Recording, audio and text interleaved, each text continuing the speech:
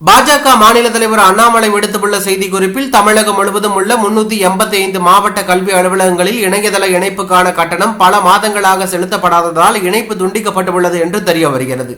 இணைய இணைப்பு துண்டிக்கப்பட்டுள்ளதால் மாணவர்களின் கல்வி பெரிதும் பாதிக்கப்பட்டுள்ளதோடு ஆசிரியர்களின் சம்பள பட்டியல் தயாரிப்பதில் இடையூறு ஏற்பட்டுள்ளதாக கூறப்படுகிறது.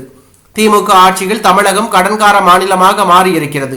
சுமார் 8.5 லட்சம் கோடி ரூபாய் வரை கடனில் இருக்கிறது தமிழகம். வாங்கும் கடன் முழுவதும் அன்றாட செலவுகளுக்கு தான் பயன்படுகிறதே தவிர கடன் வாங்கும் உண்மையான நோக்கத்துக்கு பயன்படுத்தப்படுவதில்லை என்று சிஏஜி தணிக்கை அறிக்கை கூறப்பட்டிருக்கிறது. மாவட்ட கல்வி அலுவலகங்களுக்கான இணையதள இணைப்பு கட்டணம் கூட செலுத்த முடியாமல் அன்றாட செலவுகளுக்கு கடன் வாங்கும் நிலையில் இருக்கிறது என்றால் உண்மையில் திமுக அரசு தமிழக அரசு நேரடி வரி வருமானத்தையும் ஜிஎஸ்டியில் தமிழகத்தின் பங்காக கிடைக்கும் சுமார் 70% நிதியையும் எந்த வகையில் செலவு செய்கிறது என்ற கேள்வி எழுகிறது. இந்த நிதி எல்லாம் எங்கே செல்கிறது? திவாலாகும் நிலையில் இருக்கிறதா தமிழக அரசு? முதலமைச்சர் மு.க.ஸ்டாலின் மக்களுக்கு தெளிவுபடுத்த வேண்டும் என்று அண்ணாமலை தெரிவித்துள்ளது பரபரப்பையும் அதிர்ச்சியும் ஏற்படுத்தி உள்ளது.